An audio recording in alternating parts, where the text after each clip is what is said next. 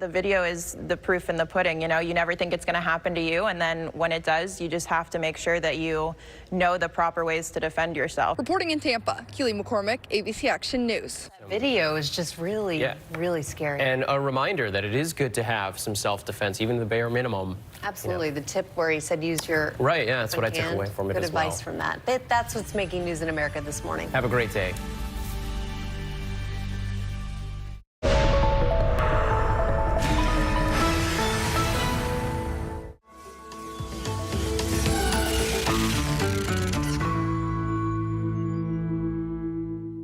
It's Tuesday, March 21st. How do you prepare for the arrest of a president? We start here. As police sketch out protest plans, allies of former President Trump prepare their defense. President Trump announces he's running for re-election, and shazam, no, now we're going to pursue it. Trump has already reshaped the GOP. Well, now he's doing it through his potential indictment. Is it hot in here, or is it just the planet? We need to move at warp speed. The United Nations issues the final report of its kind before it could be too late. And a river runs through it for now. The Colorado River is perhaps the most litigated and carved up water body in this country. As states rely on the Colorado River more than ever, the Supreme Court has some reservations. From ABC News, this is Start Here. I'm Brad Milkey. Very few people have the ability to shift a headline like Donald Trump. Former President Donald Trump making new headlines as he uses his social media platform to claim that his arrest is imminent. When the former president announced he was expecting to be arrested on Tuesday as part of a criminal investigation by Manhattan District Attorney Alvin Bragg, for many, this set up kind of a new storyline, right? Instead of asking whether the president committed a crime and paying to have an alleged affair covered up, which he denies, the new question posed was, would the president be indicted today or not? He wants to create the chaos and turmoil on his terms. This is another case of Donald Trump just trying to advance the interests of Donald Trump. But Trump, of course, is not in control of if or when the Manhattan DA presses charges on someone. It's not clear Trump even had any inside information to begin with. So the bigger question, much more important than what day could it happen, is whether it will happen at all. Will Trump become the first former president ever charged in criminal court? And how would this country react if he was? Well, yesterday, on their first day back at work since Trump predicted his own arrest, GOP lawmakers and even some police departments in certain cities gave us a hint of what this reaction could look like. ABC's chief Washington correspondent Jonathan Karl starts us off. John, first things first, the former president has not been indicted. Among lawmakers, though, is it kind of becoming a foregone conclusion that he will be? Well, there's certainly an expectation that he is likely to be indicted. It's not a certainty, though. Everything we've been told is there's been no notification given to Trump or to his lawyers. The only person saying that Trump was going to be indicted today was the day, he said, was Donald Trump. He was the only person saying that. Certainly, DA Bragg is not saying that. The grand jury appears to be wrapping it up. We know of no further witnesses. There was a witness yesterday. So I said, Michael, where did you get the $130,000? Is that Trump's money? No, it's not. Well, where did you get it? Did you take it out of your own account? No. Robert Costello, the Trump supporter who had been a lawyer at one point to Michael Cohen, saying that Michael Cohen doesn't really have any credibility. And he'd say, I want you guys to know, I will do whatever the F it takes. I will never spend one day in jail. But look, we really don't know. Well, then he says he repped Cohen, and Cohen says he didn't. But John, even with all the uncertainty, GOP lawmakers came out yesterday kind of pressuring the Manhattan DA, asking for his materials. The Manhattan DA is not accountable to Congress at all, is he? This is a really strange thing, Brad. You have Kevin McCarthy was the first to come out and condemn the Manhattan DA. One of the reasons we won races in New York is based upon this DA of not protecting the citizens of New York. President Trump announces he's running for re-election, and shazam, no, now we're going to pursue it. Jim Jordan, you see those doing oversight in the House, saying that they want to bring Bragg before Congress. And we want to know were federal funds involved? Did this stem from? It sure looks like it grew out of the special counsel investigation, because those are the legislative concerns we have as Congress. This is a strange one because Congress has oversight over federal agencies, over the federal government. Congress does not have oversight over basically a local prosecutor. Now, that said, I mean, it's not unprecedented to see, all kinds of people testify before Congress, but this is a strange one. I've never heard of a chairman of a congressional committee say that they were going to, demand the testimony of a local prosecutor. That's a new one on me. What's the beef among Republicans? What is the beef with the investigation in the first place? There was a lot of pressure that Trump put and his allies, very strong pressure on anybody thinking about running for president, come out and condemn this. This is wrong. This is a political prosecution. But he's calling for people to protest. Is that irresponsible? Well, first let me say I'm taken aback at the idea of indicting a former president of the United States. And one of the last of those potential Republican presidential candidates to come out and condemn it was Ron DeSantis. I don't know what goes into paying hush money to a porn star to secure silence over some type of alleged affair. I can't speak to that. He's not defending Donald Trump's behavior. He made a point of repeating the underlying allegation here several times as he was also criticizing Manhattan DA. Porn star hush money payments, that's an example of pursuing a political agenda and weaponizing the office. But the beef is, look, Alvin Bragg is a Democrat who got elected Manhattan district attorney. He's a progressive prosecutor. We're going to address our racial disparities. We're going to have one system of justice for all. He is, moved in New York to do away with things such as cash bail. He's tried to reclassify certain felonies so as not to require prison time. So, they portray him as a soft on crime prosecutor. We've watched crime in New York where people are afraid to walk the streets. Crimes happening every single day. Just tells you everything you need to know about the radical left in this country. Even people who aren't Republicans think this is a strange case to bring. So Republicans are really, at this point, almost entirely behind Trump in saying that this is not a case that should be prosecuted. And Bragg immediately put out the statement reminding everyone that Manhattan actually remains a very safe place by American standards. In fact, he says it's got better crime stats than Columbus, Ohio, which I'm sure he knows is Jim Jordan's backyard. John, even beyond Manhattan, even beyond like the D.C. Beltway, what kind of preparations are authorities making around the country? Because if this happens and GOP lawmakers are reacting like this, you'd imagine the protests from average Trump supporters would be swift. Yeah, we have no idea how big the protests will be. MAGA is not going anywhere. We saw what happened the last time Donald Trump said he was a victim and called on people to come out and protest on his behalf. That was January 6th. I mean, you could keep going after him and the outcome's all going to be the same, and it's only going to incite more people to come out and support. So you do see the barricades going up in New York. You do see security preparations even down in Mar-a-Lago. So it's not just New York. I'm sure there's going to be added security measures in Washington, D.C. as well. Again, we don't know. Is this going to be, massive protests like what Trump is calling for, or will it be something less? I don't think people should protest this, no.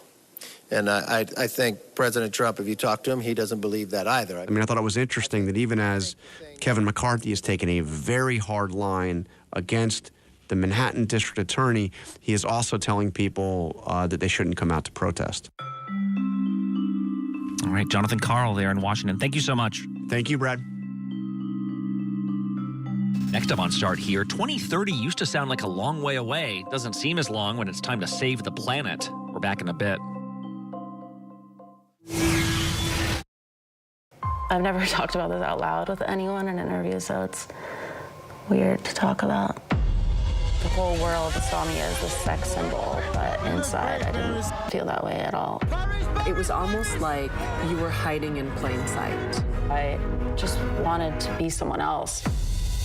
When you tell your truth and let things go, it really will help heal you. Paris Hilton, in her own words, this is Impact by Nightline, now streaming on Hulu. Tonight, the cases against former President Trump, where things stand, plus China and Russia, what the alliance signals and why it matters. More Americans turn to the most watched newscast on television. World News Tonight with David Muir.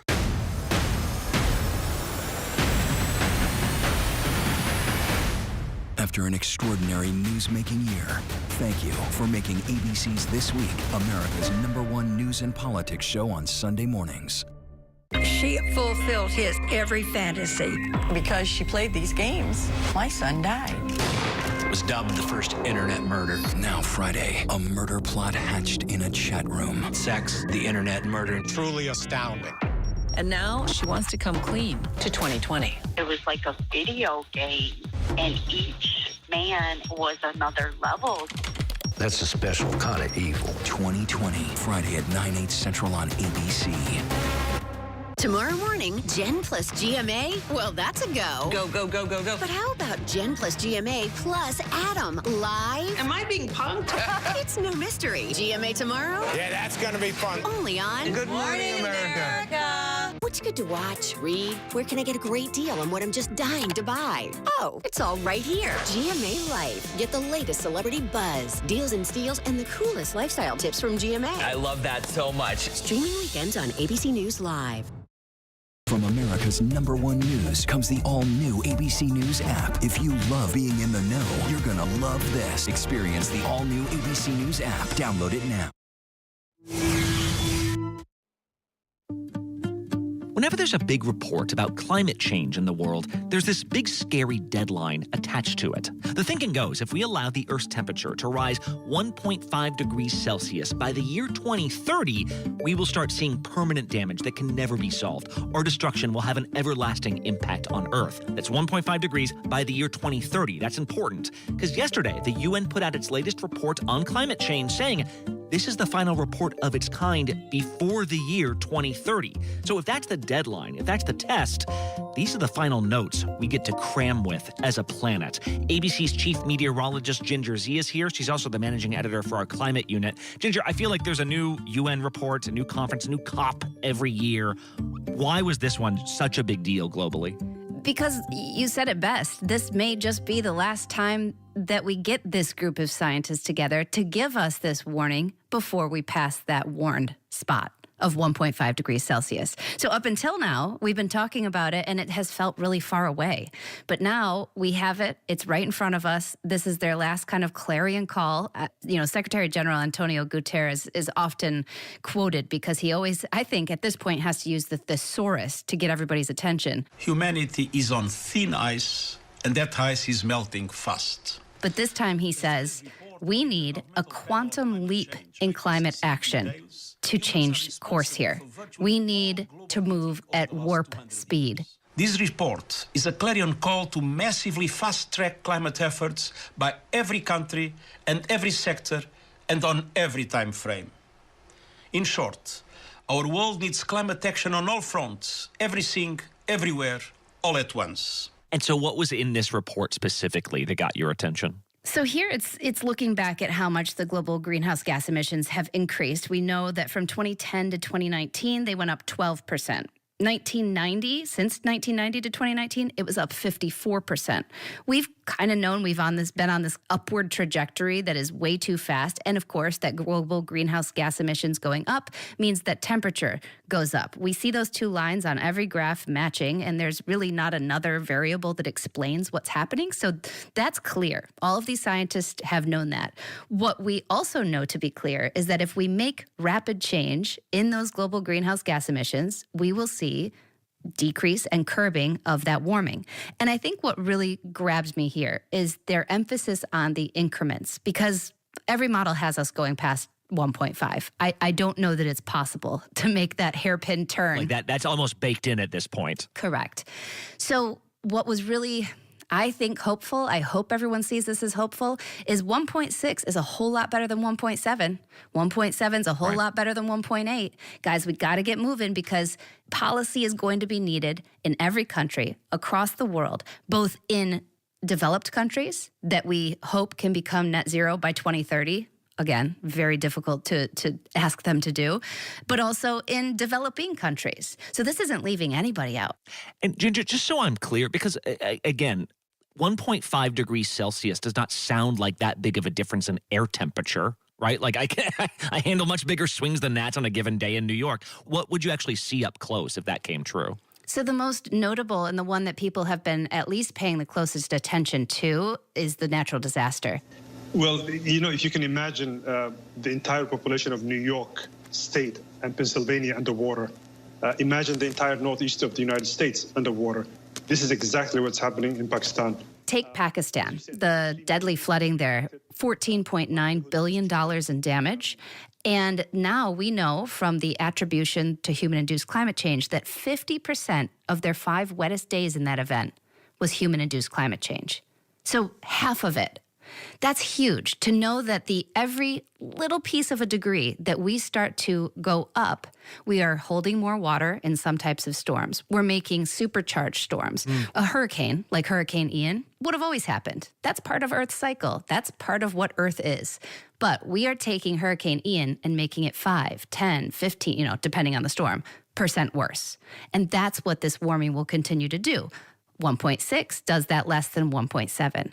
On top of that, there's something that's less sexy in the pictures, and that would be just heat in general. Climate refugees, you have changes in agriculture, water scarcity. It's not just this year. It's building up, it's year after year. The rains are less, and that people have less and less food to eat. If a baby's born in the year 2020 in an extreme high emission scenario where we go up to 4 degrees Celsius by the end of this century, that baby's 70 years old, and widespread food and water scarcity is a thing. And if you look at the graphics, the turn we need to make is hairpin. Like, we need to make one that you feel like you're in the mountains, just on the edge there, to really get down to 1.5. There's a 2 scenario that looks a little more doable, and then the path we're on right now is well into the 3s and 4s. All right, Ginger Z from our climate unit pouring through all this. Thank you so much. Thank you. So that's how climate change plays out globally. But on the local level, it feels even more dire, perhaps, not less. You don't have access to water. You have to haul water. And our water places up there, there's like long lines. Because in more and more states, you heard Ginger talking about droughts. Well, high temperatures and droughts are leading to questions over who even has rights over the local water supply. That came to a head yesterday at the U.S. Supreme Court. So let's go to ABC senior Washington reporter Devin Dwyer, who was in the room as the justices heard this case. Devin, the Colorado River, right? One of our biggest, most important rivers. That vital resource, Brad, as Ginger had alluded to, they're increasingly under strain. It serves 40 million Americans across the West and has basically been spoken for already by a labyrinth of agreements in court and through special masters over the years. The worsening drought crisis across the West is not just bad for business and farms. It's an existential threat to our communities and to our livelihoods. The Colorado River is perhaps the most litigated and carved up water body in this country. Enter the Navajo Nation, one of the country's largest Native American tribes, whose reservation, the largest reservation in the country, sits in Arizona, New Mexico, and Utah. The United States agrees that on paper, the nation has treaty rights to the water its people need. We're here because the United States says it doesn't have to do anything to secure the water it promised. They're fighting for a greater slice of that water, and that could upend the delicate balance of agreements that has been worked out over the years. And so they were in the Supreme Court yesterday asking the justices to force the government to help them get a bigger slice. The tribe has alleged that a 170-year-old treaty, a treaty of 1868, which created the reservation, implicitly put a duty on the government to help them have water to live there. Both parties understood that in promising the Navajos their land, the United States was also promising them the water it needed to sustain life in the arid Southwest. The treaty doesn't use the word water, but says the government has agreed to help them have a permanent home, one where they can farm and subsist. And yesterday they told the justices, well, that inherently means we got to have some access to water, and the government has to help provide it. The whole point of the treaty was to allow the Navajo Nation to return to their ancestral homeland where they could support themselves. Of course, the government, Brad, Brad says, we never explicitly agreed to provide water, much less any specific amount of water. And while we care about you and want to help you and have spent billions of dollars over the years, this claim simply is without merit. And so the justices are going to have to weigh that. And I got to say, there's a lot of love for the tribe yesterday, Brad. Well, yeah, because I'm trying to figure out, Devin, what would make the difference here? Would it matter, like, who was here first? Because then you'd imagine, like, obviously the Navajo win. Who is the most aggrieved? The Navajo win. Or are you going by the most number of Americans impacted? Because then you could imagine maybe that changes the equation. That's certainly one way to frame the debate, and we saw that yesterday. The tribe says, listen, we were here first. We get first dibs, and I'm sorry you have these other agreements, but you got to honor your promises, that the government made. On the other hand, you had a group of states, you had the federal government, the Biden administration saying, listen, this is a very carefully calibrated set of agreements that has been sorted out for a really long time.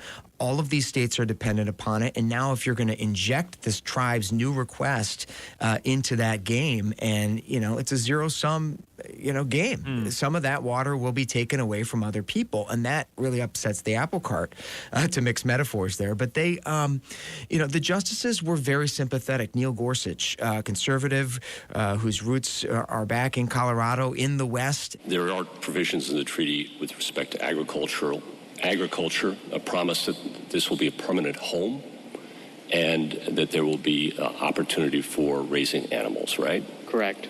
Is it possible to have a permanent home, farm, and raise animals without water? No. And the fact that the government needs to uphold its promise. On the other hand, you had someone like Justice Samuel Alito, who was very concerned about the impact of allowing a claim of this nature to go forward. Do you think that you have the right to take out from that water source whatever quantity of water is necessary to meet the standard of a livable permanent homeland, regardless of the needs of others who are drawing water from the same water source? At the end of the day, Brad, the tribe simply repeated they have 1 in 3 households on that reservation don't have running water. Wow. And they say that's just, it is a travesty. It's one of the poorest reservations in the country. Very simple subsistence. Of course, it's hot, it's arid.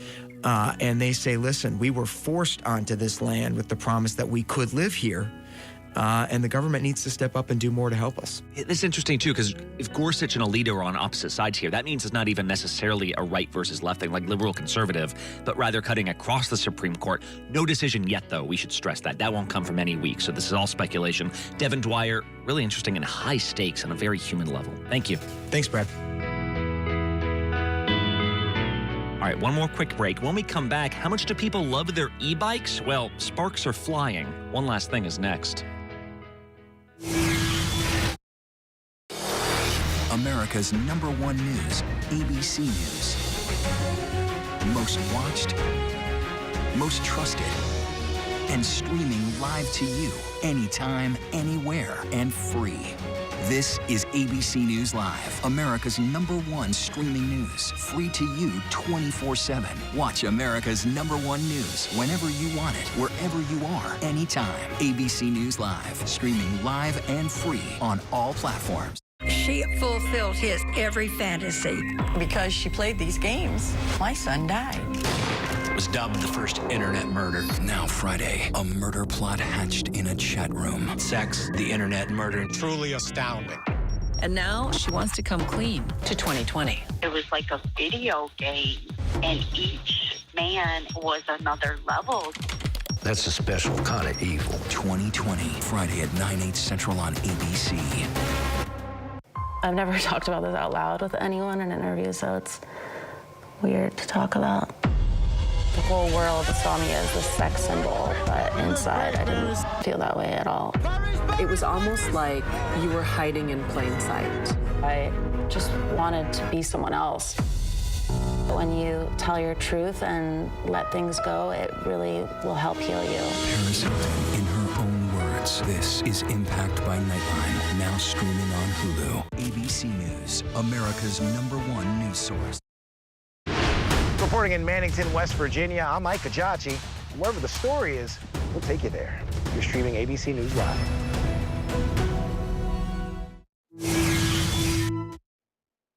And one last thing. They're quickly becoming the fastest growing way for Americans to get around town. They're also starting more and more fires. We will ensure that this global new way of moving about is done in a safe manner. That's why yesterday, New York City Mayor Eric Adams signed legislation putting new restrictions on electric bikes. As much as we talk about electric cars in the U.S., they don't even come close to the surging popularity of e-bikes. In 2018, about 250,000 e-bikes were sold in the U.S. By 2021, the number was estimated at nearly 1 million, almost a 4-time increase.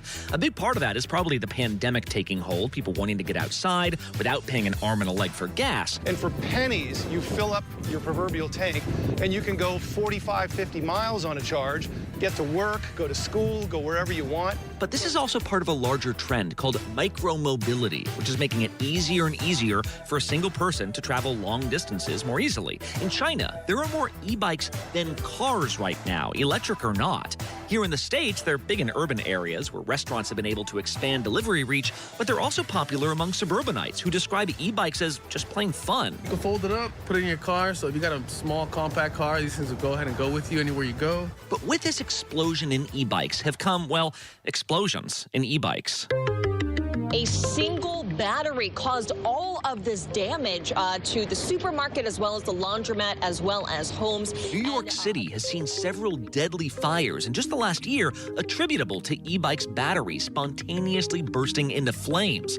Some buildings have responded by banning the bikes and their batteries from being stored indoors, which struck some people as classist, right? Teslas and iPhones use lithium-ion batteries too. No one's banning them. When some leaders brought up the inherent dangers of gas stoves, people almost revolted, but somehow immigrant delivery guys who rely on these batteries had to keep them outside. What began to emerge, though, was a realization that some e-bike batteries are catching fire more often than others. If a battery is assembled in a factory with lots of dust or from recycled parts, it's more likely to ignite. The rise of e-bikes have given way to a lot of DIY battery maintenance shops who cobble together parts, which this law in New York now largely outlaws. Batteries have to be certified. Trade groups like this plan, although some workers' groups worry that for people who need these bikes for a living, costs will continue to climb higher and higher uphill.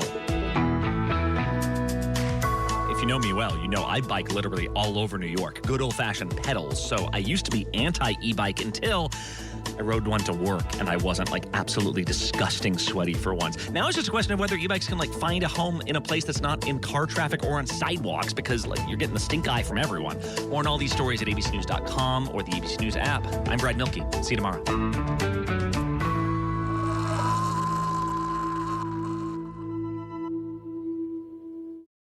This is ABC News Live. The crush of families here in Poland. At refugee centers. In Putin's Russia. On the ground in Ukraine. Close to the front line. From the capital. Destructive Cat 4 storm. You're along I-5. Boston is in the bullseye. Let's go. ABC News Live, America's #1 streaming news. Anytime, anywhere. Streaming 24/7 straight to you for free. Thank you for making ABC News Live America's #1 streaming news.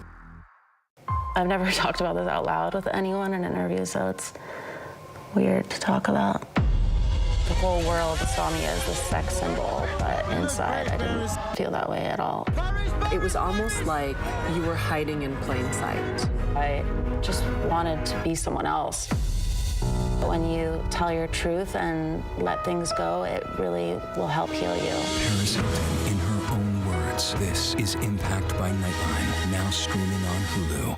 With so much happening these days, it's hard to keep up. Things change hour by hour, minute by minute. The historic weather that's now unfolding. The worries on Wall Street. We're bringing you the Right Now. Been a nationwide teacher shortage. The Right Now look at the day ahead. An alert this morning for dog owners and the key takeaways from the biggest stories.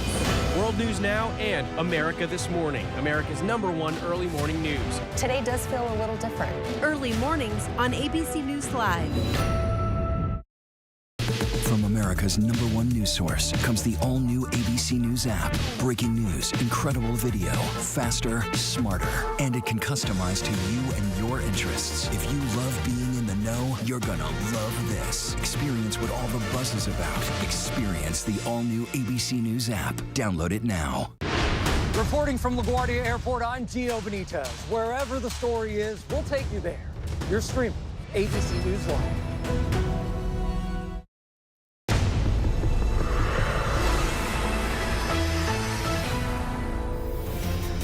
Hi, I'm Diane Macedo. Today on ABC News Live, bracing for backlash ahead of a possible indictment of former President Trump.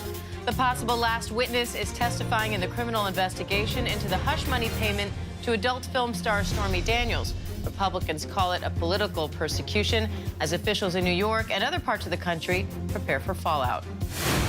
Concerns about another bank failing amid encouraging signs for the industry, plus Amazon announces more job cuts. What it could all mean for the next interest rate decision and your credit cards.